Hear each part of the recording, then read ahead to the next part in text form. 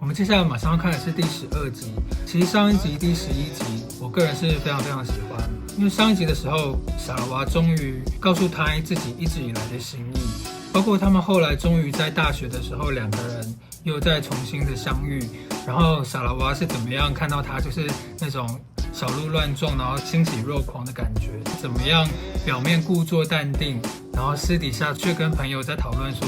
啊怎么办，我终于又再遇到了那个自己喜欢的人。这一路以来的点点滴滴，他是要怎么样看起来高冷，其实心里面是七上八下，然后不知道该怎么样才好。这整个过程都是非常可爱，所以我觉得上一集应该大家看的都非常愉悦吧。那接下来会怎么样发展，我们就马上来看看吧。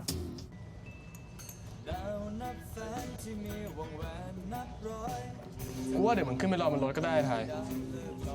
เดี๋ยวนี้กูช่วยพี่เขาเก็บเอง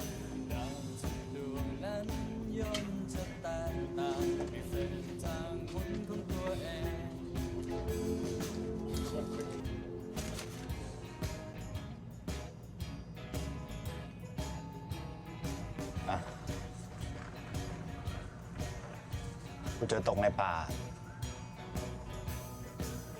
เก็บไว้ดีๆแล้วกันไม่งั้นกูจะมาเอาคืน อย่าหวังเลยพี่ กูเอาเวลาไปทำอย่างอื่นดีกว่า หมายถึงเวลาที่กูไปยิงประตูมึงเหรอ หมายถึงไปอาบน้ำเว้ย ไทยกูเจอข้อมือมึงแล้วนะ เฮ้ย ที่ไหนวะ กูบอกว่าเจอก็เจอแล้วกัน และที่หลังมึงก็ดูแลให้ดีๆด้วย มึงเข้ามาทำไมเนี่ยกูจะอาบน้ำ มึงก็อาบด้วยไง กูรู้ว่าคนอย่างมึงไม่ต้องการแค่อาบน้ำหรอก สบายดีไหม คิดถึงจังพ่อคนขึน ใครวะ วงไงพี่มินไง เฮ้ยแต่ไม่ต้องห่วงยังไงเราก็ชนะ เพราะวงเรามีสารวัตร ก็จริงอะถ้าเรื่องกีตาร์ไม่มีใครเอากูลง เนี่ยกูเพิ่งโพสต์รูปมึงเรียกกระแสไป สัตว์มึงว่างนะเหรอ เอาเวลาไปซ้อมไหมเมื่อกี้ยังร้องผิดร้องถูกอยู่เลยมึงอะ รักสารวัตรต้องมาเชียร์คอนโทรลเอส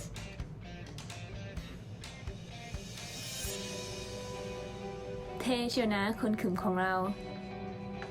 อ้าว น้ำหมดแล้วเหรอ เดี๋ยวเราไปซื้อให้ ไม่ต้องหรอกมึงนั่งเลยเดี๋ยวพวกกูไปซื้อเอง พวกมึงซ้อมมันไปเถอะ เดี๋ยวกูไปซื้อให้ กลัวน้ำแร่นะน้ำเปล่าไม่กินแล้วมาทำอะไรแถวเนี้ยแพม อ๋อ เราซิ่วมากะว่าจะมาเรียนที่นี่ ซิ่วจากหมอนะทำไมอะจะย้ายมาเรียนหมอที่นี่เหรอ เปล่าอะเราว่าเราจะเข้าคณะดนตรีที่นี่อะ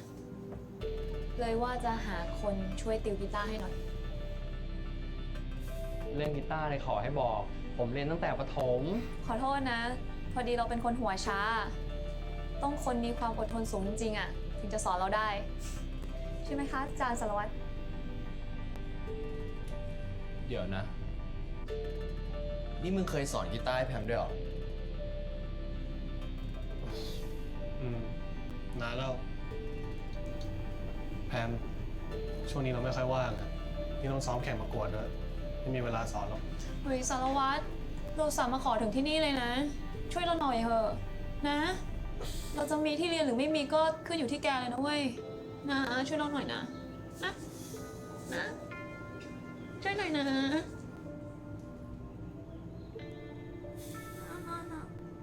ผมรอพี่อยู่ข้างล่างอ่ะตั้งนานอ่ะ ไม่เห็นลงมาสักที ก็เลยซื้อกาแฟกับขนมมาฝาก ไม่ต้อง กูไม่หิว ใจร้ายอ่ะ นี่ผมอุตส่าห์มาให้กำลังใจพี่เลยนะ อย่างมึงอ่ะ เขาไม่เรียกว่าให้กำลังใจอย่างมึงเขาเรียกว่ากวนประสาท กลับไปแล้ว กูทำงานต่อ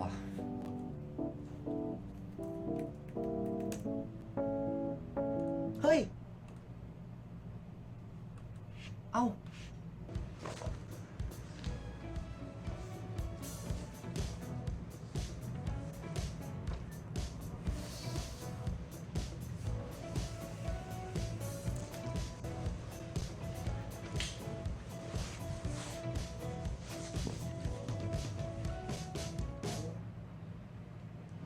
ทำอะไรเนี่ย ก็จะห่มให้พี่ไง โอ้ไอ้แมนนี่มึงดูหนังรักเยอะไปไหมเนี่ย ถ้าผมดูหนังรักเยอะจริงนะ เมื่อกี้ผมได้ผมให้พี่ไปเล่า แล้วพอกำลังโรแมนติกใช่ไหม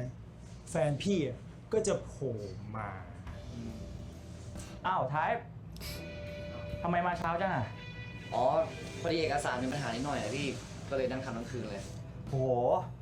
ไฟแรงแบบนี้เนี่ย ไม่ต้องฝึกงานแล้วปะทำงานจริงเลย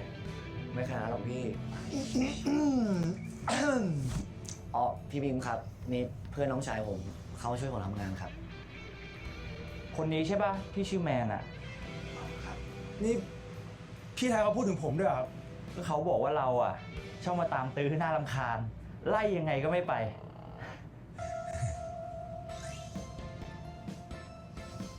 นี่เดี๋ยวกูจะไปสอนที่ห้องชมรมไปกับกูปะ ไม่เป็นไรอ่ะ เดี๋ยวกูมีนัดกับไอ้เผือกอัดคลิปรีวิวอาหารลงเพจมันอีกอะ จริงเหรอวะ ทำไมวะ ช่วงนี้มึงแปลกๆ มีอะไรบอกกูได้นะเว้ย คิดมาก มึงรีบไปเถอะ โอเค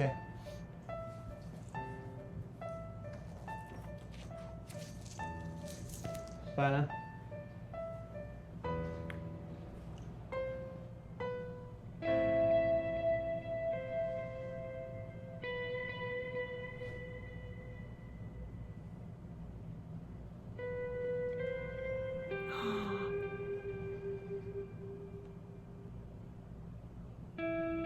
ถามหน่อยดีวะ ถ้ามึงเจอคนที่ถูกใจอ่ะ มึงจะกล้าทิ้งคนที่มึงตามจีบมาตั้งนานปะ กล้า มึงไม่คิดกันหน่อยวะ มันจะต้องคิดอะไรอีกวะ ของใหม่ๆแม่งก็ย่อมดีกว่าของเก่าอยู่แล้วปะวะ แต่มันก็ไม่แน่นะมึง มันก็มีอยู่อย่างหนึ่งที่ของเก่ามันชนะของใหม่ อะไรวะ รักแร้ไง หลักแรก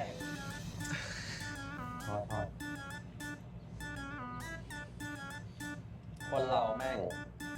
ฝังใจกับรักแร้ทั้งนั้นนะ รักแรก แล้วมึงเคยแอบชอบใครบ้างปะ เคย ใครวะ เพื่อนมปลายกูอะอันนี้แพมเพื่อนสนิทกูตอนมปลายไม่โดนสายสางแล้วกด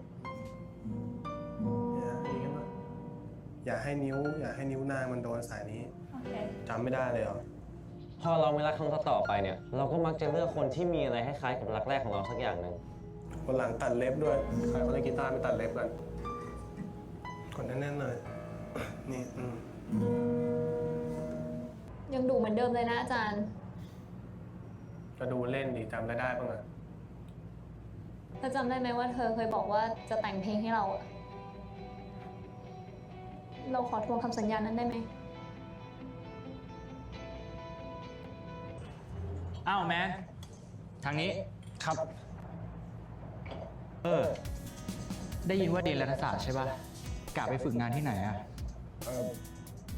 ยังไม่รู้เลยครับ แต่เดี๋ยวนี้เนี่ยรัฐศาสตร์ก็หางานทำได้กว้างนะกะไปสายไหนอ่ะ อ๋อ คือผมยังไม่ได้คิดเลยอะครับ นี่ผมเพิ่งปี 1เองนะครับ คนแถวนี้เนี่ยเขาก็วางแผนกันตั้งแต่มปลายทั้งนั้นแหละ คิดไว้บ้างก็ดีนะ เดี๋ยวนี้การแข่งขันมันสูง ยังไม่รู้ว่าจะทำงานอะไรเนี่ยนะ อย่างไอ้ไทป์เนี่ย เงินเดือนมันสูงนะ เลี้ยงไหวเหรอ ไหวดิพี่ ถึงผมจะมีเงินไม่มากนะ แต่ว่าใจผมมาเต็ม เขามีแต่ใจจริงพี่ ใจมาเต็ม คนพอแล้วครับ ผมว่าน้องเด็กๆอยู่ครับ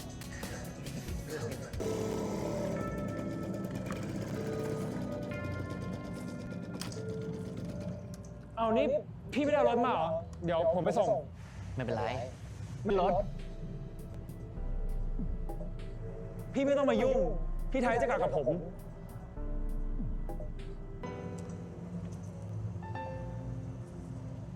ที่ผ่านมา ผมนึกว่าเราจะไปด้วยกันได้ดีซะอีก โชคดีนะพี่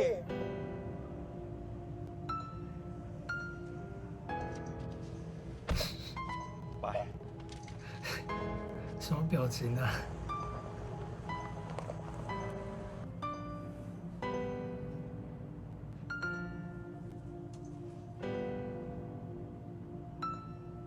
ทำอะไรวะ มันเป็นอะไรเนี่ยรู้สึกไม่สบาย เปล่า กูสบายดี จริงเหรอวะ จริง ๆ ก็โคตรแน่นท้องเลยว่ะ ไอ้เผื่อแม่งพากูไปแดกมันตั้ง4 ล้านอ่ะ โอเคจำหนึ่งนะ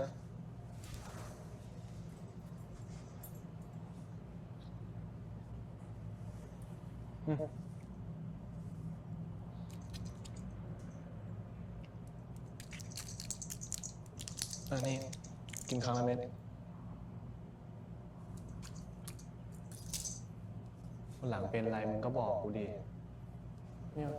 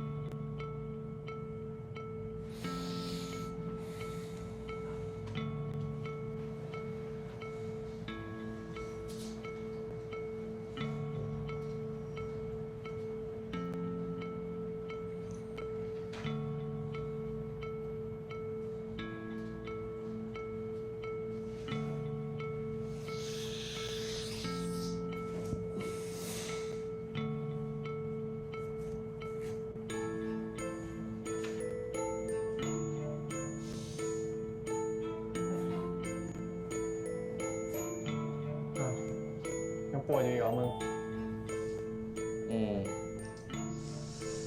ท้องมันตื้อๆว่ะ อยากจะอ้วกแต่แม่งอ้วกไม่ออกอ่ะ งั้นวันนี้มึงพักก่อนไหม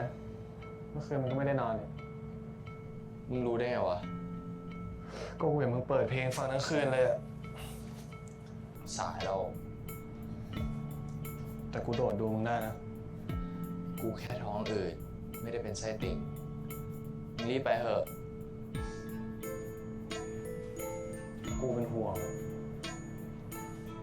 กูโอเคมึงรีบไปเถอะ ชัวร์นะ เออ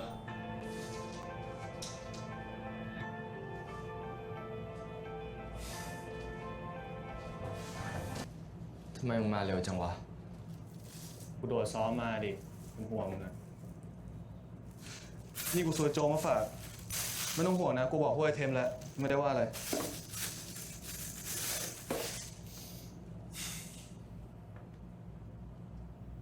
อะไรวะ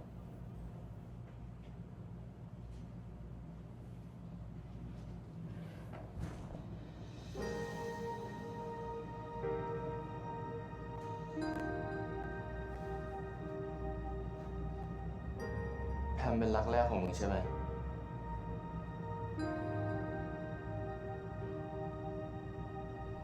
ใช่แผนเป็นร้านแรกของกู กูเริ่มต้นจากเป็นเพื่อนนะแต่กูไม่ได้บอกเขานะ ทำไมวะ น่าจะเพราะกูไม่ได้รู้สึกกับแพมเหมือนที่กูรู้สึกกับมึงตอนที่กูเจอมึงในคอนเสิร์ต หรือมึงแค่ไม่อยากเสียเพื่อน และเห็นกูเป็นแค่ตัวแทนของเขาอะ อะไรของมึงเนี่ยมึงเอาความคิดบ้าๆอย่างนี้มาจากไหนวะ ก็กูเห็นกูกับเขามีอะไรเหมือนกันหลายอย่างอะ มึงกับเขาอะนะ ไม่เห็นเหมือนเลย ก็กูไปดูIG เขาก็กินบัวฮาวาย เขาชอบกินกาแฟวันนั้นกาแฟหมดก็เลยสั่งบูฮาวายกิน เขาชอบกีตาร์เขาชอบเล่นกีตาร์แต่มึงไม่ได้ชอบไม่ใช่เหรอที่มึงเล่นเพราะมึงอยากมาใกล้กูไม่ใช่ไงเขาชอบดูวงสครับเขาชอบทุกวงวันนั้นที่เขาไปดูคอนเสิร์ตเพราะไอ้แมนมันลากไปแล้วก็มีมึงอยู่คนเดียวแหละมั้งที่ชอบอยู่วงเดียวอะและที่สำคัญนะแพมมาปกติแต่มึงเป็นบ้าอะไรคิดนู่นคิดนี่เป็นตัวเป็นตาอยู่นั่นน่ะควายน้อย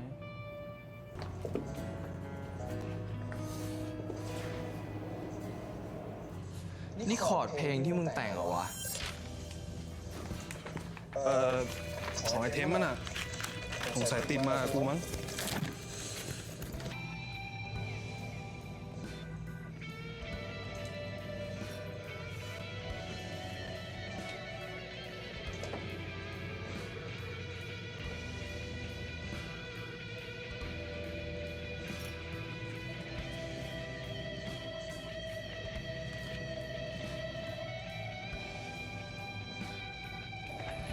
แล้วเพลงนั้นแต่งยากปะ จริงๆเนื้อเพลงมันยังไม่ค่อยเรียบร้อยอ่ะ ไม่เป็นไรเราเข้าใจ แต่งเพลงสักเพลงมันก็ไม่ได้ง่ายอะเนาะงั้นเอาอย่างนี้ไหมให้เราลองไกด์คอนเซปต์ที่เราอยากได้ให้แกเผื่อแกจะแต่งเพลงง่ายขึ้น คือเราอยากจะได้เพลงรักสักเพลงอะที่พูดถึงเพื่อนสนิท2 คนสนิทกันมากจนเขาชราใจอะแล้ววันหนึ่งเพื่อนสนิทคนนั้นก็ไปสนิทกับคนอื่นอะไรที่เขาเคยทำด้วยกันก็เปลี่ยนไปเขาเลยเพิ่งรู้ว่าจริงๆแล้วเขารักเพื่อนคนนั้นมากแค่ไหนแล้วเขาก็พร้อมที่จะทำทุกอย่างเพื่อที่จะให้เพื่อนคนนั้นกลับคืนมา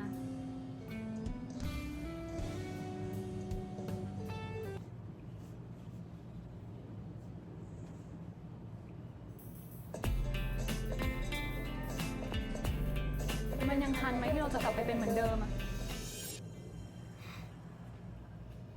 เรารักแกแล้วเราก็รู้ด้วยว่าแกก็รู้สึกเหมือนกัน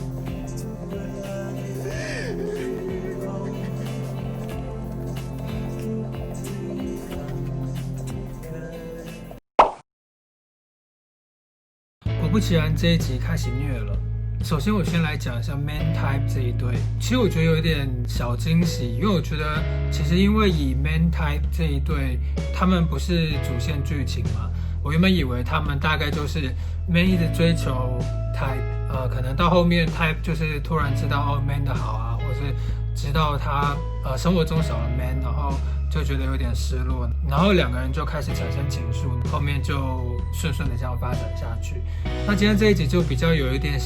小惊喜，就是说他其实有加入一些其他的探讨的元素，就例如说年下攻嘛，学长本身就非常优秀，也比较早进入社会，可能生活环境啊、认识的朋友啊、经济条件各方面都比较好。那你身为学弟，然后你只有一股的热忱，想要去追求学长，就是加入了一个现实与纯粹理想中的爱情之间的一个拉扯。但我觉得其实不用探讨太深，只是加入一点点的这个探讨的元素，就会让这条副线看起来比较立体一点。然后我觉得学长他实习里面的那个同事，一开始觉得他看起来慈眉善目的人还蛮好的感觉，就后来就心机蛮重的，然后一直陷害 Man， 然后我觉得这也蛮好笑的。然后那个同事就演的也蛮贱的。那 Type 到底后面会怎么选择？我觉得其实已经很明显了，一定在最后面结局会让这一对有比较好的结果，不可能让 Type 他是那种追求名利物质，然后跟他的工作上的升迁，就把 Man 甩在后面。那如果是这样的人物设定的话，那 Type 这个角色就会被完全的唾弃，所以是不可能这个走向。当然，只是我觉得也加入这个小小的元素进来，我觉得是还算不错。那来讲一下虐的部分，萨拉瓦他在高中的时候暗恋过的一个女生突然出现在他们的面前，然后展开一些对萨拉瓦的一些进攻啊，然后要教他吉他，然后什么等等。那Ty呢开始就在 IG 上面想要刺探军情，然后看一下这个女生到底是怎么样的人物，结果赫然发现，她怎么跟我有很多雷同之处。那其实看到这边的时候，心情就会有点就是替Time就觉得感到不舍，一边心里面就会呐喊，不是的，不是的，你误会萨拉瓦了，一定不是你想象的这样子。就虽然你们 IG 上面有很多共同之处，但是一定事情不是你想的那样子，不要去误会他什么什么，然后心里面就可能就会跟着Time一起就是有很多的起伏，然后在那边呐喊挣扎什么的。事实上就像他的朋友跟他讲的一样，现实生活中如果我们跟另外一个人在一起，然后发现他以前的对象其实跟你之间存在着很多雷同之处，其实我相信所有人一定也会萌生类似这样子的一个疑惑存在，就是说我到底是不是另外一个人的替代品，或者是说你到底喜欢的是我还是另外一个人，我是不是另外一个人的影子呢？而你的心到底是放在现在的我身上，又或是其实你的心一直是在那个曾经在你旁边的另外一个对象身上呢？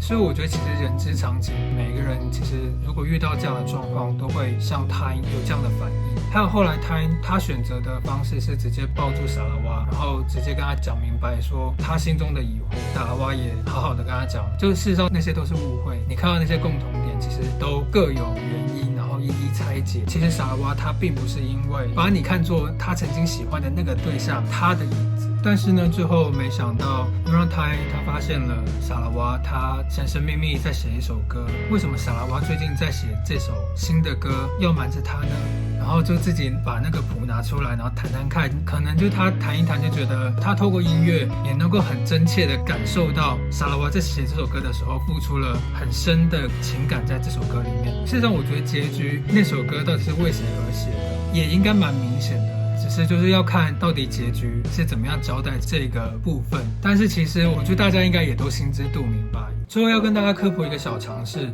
就是说如果当你吃坏肚子的时候，或者是因为流感或者是小感冒感觉到胃不舒服，想要上吐下泻，这个时候你千万不要先吃胃药或是先吃止泻药，你就是因为吃了那些被污染的食物，或者是你因为感冒病毒或细菌侵入你的身体里面到你的肠胃道里，所以你身体会自然有一个防卫机制，要把这些污染物这些病毒跟细菌吐出来，或者是要把它拉出去排泄出去，你就是要顺着这个机制把那些病毒跟细菌清干净。除非你真的是已经上吐下泻到完全人已经受不了了，身体已经瘫软疲乏然后脱水了，那在医师的指示下呢，你可能就是吃一些止泻剂啊，或者是胃药啊，然后去缓解这些症状，不要让你的身体太难过，然后承受不了。千万不要像萨拉瓦一样，第一时间就把胃药喂给Ty，让那些受污染的有毒物质一直积存在Ty的身体里面，这样一定情况会更糟糕的。好，这就是一个科普的小常识。